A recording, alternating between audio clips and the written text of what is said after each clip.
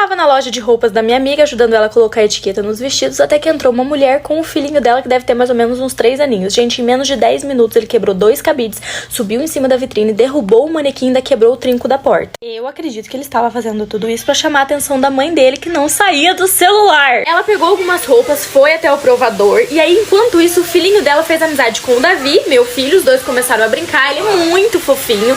Quando ela saiu do provador, um vestido deu certo, e aí ela tava procurando o cartão na bolsa e não achava. Aí ela falou pra minha amiga assim, né, que é a dona da loja: ai, posso ir ali no carro buscar o cartão? Enquanto isso, meu filho fica brincando com o filho da sua amiga. Aí eu falei: não, claro, pode deixar, ele é uma belezinha.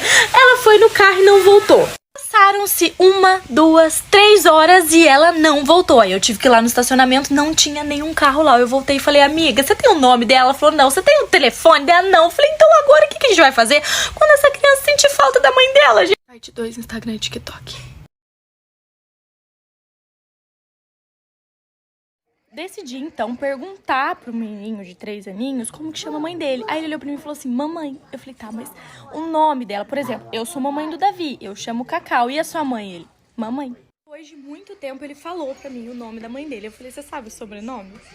Não. Agora vocês vão entender que eu acho que tudo isso foi programado, porque eu achei dentro de uma bolsinha dele o número de telefone de uma pessoa. Eu falei: deve ser da mãe dele. Já liguei brava, falei: olha, você deixou seu filho aqui na loja. Ela falou: não, calma, eu sou a babá dele. O nome que ele estava falando que era a mãe, na verdade era babá. Ela falou: eu tô na praia. Como assim ela deixou ele aí? Falou: deixou e sumiu.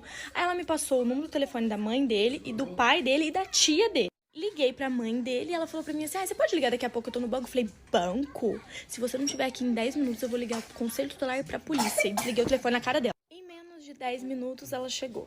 Ela disse que não achou o cartão e teve que ir num banco. Banco longe, né? 3 horas. Aí eu falei pra ela: se você sabia que o banco era tão longe, você devia ter levado seu filho, não deixado com 2 estranhas, né?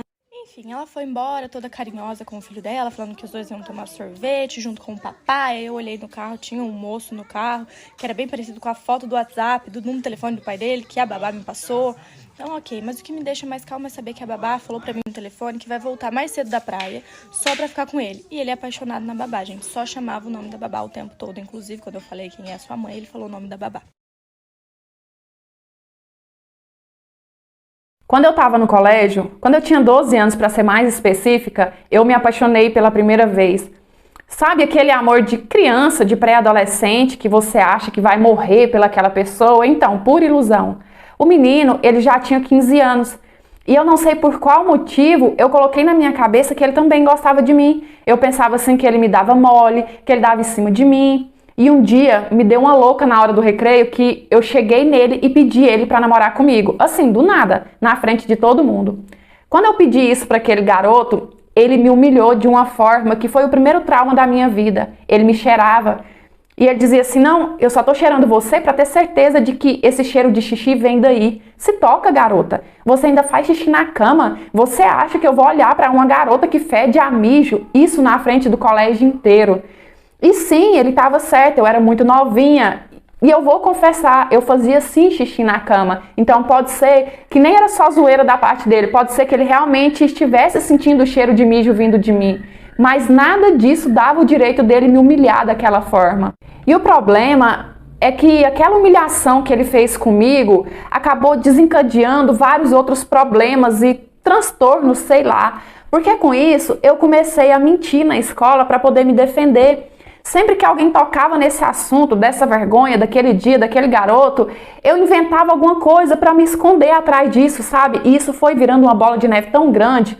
Eu inventei assim que eu tava namorando, eu inventei que eu já saía para as festas, eu inventei que eu já bebia, eu inventei que eu fumava, eu inventei que eu tinha relação e daí para pior. Cada vez as minhas mentiras eram mais pesadas. Quanto mais eu via que eu me tornava interessante e descolada com aquelas coisas, mais eu mentia. Porque as meninas da minha idade achavam interessante eu contar que eu ia pra festa, que eu beijava, que eu fazia aquilo, sabe? Então, aquilo me servia de combustível para mentir cada vez mais. E foi assim pro resto do ano. No ano seguinte, entrou na nossa turma um professor que seria só temporário, só até o professor fixo mesmo voltar. E esse professor, ele era bem jovem e bem bonito. Então, as meninas da nossa turma ficou tudo apaixonadinha, ficou tudo criando fanfic com aquele professor. Eu, que já estava acostumada a mentir, já estava viciada naquela sensação de mentir e de me sentir importante por causa disso, inventei para as meninas assim que ele dava em cima de mim. É claro que de cara ninguém acreditou, né? Porque eu tinha 13 anos e apesar dele ser jovem, ele era muito mais velho que eu. Só que eu tava tão assim afundada nisso que eu arquitetei um plano para parecer que aquilo que eu tava falando era verdade. Um dia na saída da aula dele, eu cheguei nele e pedi que ele deixasse um recadinho para mim no meu caderno de recordações que eu tinha. E nisso eu fiz o maior drama. Eu falei assim para ele que professor nenhum gostava de mim só porque eu conversava demais, que eles falavam assim que eu não ia ser ninguém na vida, que eu não tinha futuro, e aquilo não me deixava animada para estudar, né? Aquilo me fazia sentir para baixo, desanimada, não acreditar em mim mesma. Acabou que ele ficou com tanta pena e ele, na inocência, pegou meu caderno de recordação, fez um recadinho mais fofo, sabe? Me elogiando, me motivando a não desistir. Nada demais para quem sabia de todo o contexto. Acontece que só eu e ele sabíamos, ninguém mais sabia. E quando eu mostrei aquele recadinho para as minhas amigas, todo mundo acreditou no que eu dizia. E aí eu comecei a alimentar mais ainda aquela mentira. Eu falei para elas que a gente estava ficando, depois que a gente estava namorando, que ele fazia isso comigo, que a gente saía, que ele me levava para tal lugar, sabe? E isso ia cada vez mais saindo do controle. Até que essa conversa chegou nos ouvidos daquele menino que tinha me dado fora e ele contou para a diretora. E a diretora imediatamente me chamou na sala dela. Claro, né, uma coisa gravíssima, um professor de caso com uma aluna e ainda por cima uma aluna de 13 anos, um crime. A diretora, ela começou a me apertar porque ela queria saber a verdade, se aquele professor realmente estava fazendo alguma coisa comigo. Eu neguei tudo, me tremendo de medo. Só que ela não acreditou. Ela chamou ele também, colocou a gente cara a cara e ficou me apertando, falando assim para eu olhar na cara dele e para eu confessar se ele fazia alguma coisa comigo ou não. Ela me apertou tanto que eu comecei a chorar de desespero. E ele ficou apavorado, bravo, começou a me falar um monte, sabe? Acontece que a diretora me apertou tanto ali na frente dele que eu fui obrigada a confessar que eu tinha inventado aquela mentira toda. E aí, nossa, e a humilhação foi muito pior do que aquela que eu tinha passado. A diretora chamou meus pais e quando meu pai chegou, que ela contou o que eu tinha feito, o que estava acontecendo ali, meu pai me pegou na frente daquele professor e na frente da diretora e me deu uma coça. E isso, a diretora em volta falando assim que não ia entrar no meio, não ia interferir, porque aquilo que eu tinha feito era grave demais. Colocava até a vida daquele professor em risco. Eu me senti tão humilhada, sério, com aquele professor que todo mundo achava lindo, todo mundo criava fanfic, me olhando ali apanhar, né, como se eu fosse uma garotinha de 8, 9 anos. Esse problema só não foi maior porque a diretora saiu avisando a turma toda que qualquer aluno estava proibido de tocar naquele assunto ali na escola. Porque ela sabia, né, que quando a turma ficasse ciente de tudo aquilo que aconteceu, ia ser um caos ainda pior e ela não queria bagunçar a minha cabeça ainda mais.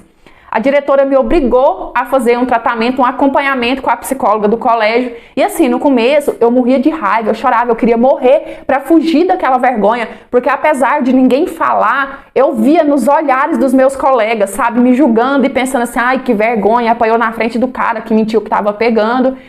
Só que o tempo foi passando, isso passou, porque o tempo leva tudo, né? O tempo leva momentos bons, leva momentos ruins. E por causa daquele tratamento, eu consegui deixar isso lá na minha pré-adolescência. Eu não trouxe comigo para a minha vida adulta.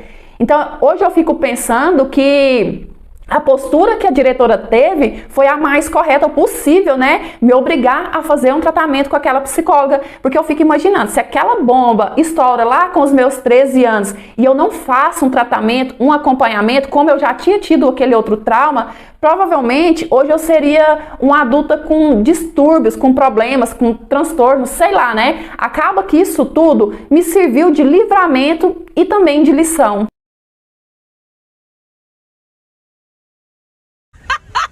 Eu achava que eu era a pessoa mais lerda do mundo, mas não sou não. Eu e o Davi fomos num restaurante, deixamos o carro com o manobrista. Na hora de sair, ele me entregou a chave do carro e o carro. Entrei, coloquei o Davi na cadeirinha, beleza, vim embora pra casa. Aí a hora que que chegou aqui, o porteiro não deixou a gente entrar. E a gente tem que ter uma plaquinha de identificação pra entrar. E eu falei, meu Deus do céu, eu perdi a plaquinha, e agora, o que eu faço? Aí eu desci do carro, falei, olha, sou eu, mas eu só perdi a plaquinha. Aí ele falou assim, não, dona Adriana, eu não deixei entrar porque esse carro não é o da senhora, né? Eu peguei o carro. Vocês estão achando que eu sou lerda? Voltei lá no restaurante, aí eu falei pro manobrista, olha, esse aqui não é o meu carro. Ele falou assim, nossa, a outra moça também levou teu carro. Parte 2, Instagram, TikTok. A minha avó era costureira, só que assim, ela não era aquelas costureiras de mão cheia, era mais de fazer um remendinho ou outro, sabe? Inventar fazer um tapete, essas coisas. Só que quando eu era criança, a gente era tão pobre, tão humilde, digamos assim, que mesmo a minha avó não sendo uma costureira de mão cheia, profissional, ela sempre se arriscava, sabe? Fazer uma pecinha ou outra pra gente. E aí uma vez eu tava com 12 anos e uma colega da minha sala me convidou pro aniversário dela. E eu fiquei muito feliz porque geralmente eu não era lembrada pra nada, eu não era convidada pra nada. Então eu cheguei em casa toda eufórica, toda feliz, falando pra minha mãe, mãe, eu fui convidada pra um aniversário, mãe, eu quero muito ir, deixa. Nisso, a minha mãe falou assim, filha, eu acho que não vai ter como você ir, porque você não tem uma roupinha boa pra sair, minha filha. Suas roupinhas estão tudo velha, rasgada, ou as que estão até boas, tão pequenas em você, então eu sinto muito. A mamãe não tem dinheiro pra comprar a roupa. E aí nisso eu tava tão querendo ir, tão empolgada, que eu lembrei da minha avó. Falei assim, mãe, se a senhora deixar, eu peço a vovó, mãe, pra fazer um vestido pra mim, deixa. E a minha mãe disse, filha, você sabe que a sua avó costura, mas não é assim, a sua avó não é profissional. Uma roupa pra você sair, um vestido pra festa, ela não vai conseguir fazer. Mas assim, eu não queria nem saber, eu queria simplesmente ir naquela festa. Eu tava me sentindo tão importante porque, eu não sei por qual motivo, mas eu era meio que rejeitada na sala, sabe? Eu não sei se era pelo fato de eu ser a mais pobrezinha da sala, eu não sei, também não quero me passar por vítima aqui. Eu sei que eu cheguei na casa da minha avó toda feliz, toda empolgada, pedindo ela, falando assim, vó, eu quero ir no aniversário que eu fui convidada da minha colega, todo mundo vai, só que eu não tenho roupa, será que a senhora não tinha como fazer um vestido pra mim? E a minha avó disse assim, filha, a avó não tem tecido, mas, não, pera aí, a avó tem uma saia bonita que talvez dá pra desmanchar e fazer um vestido pra você. E eu falei assim, pode ser, vó, sabe, toda feliz. A minha avó também ficou toda feliz em poder me ajudar. Rapidamente, a minha avó deixou os remendinhos que ela estava fazendo e foi logo desmanchar a saia dela para poder começar a trabalhar no meu vestido.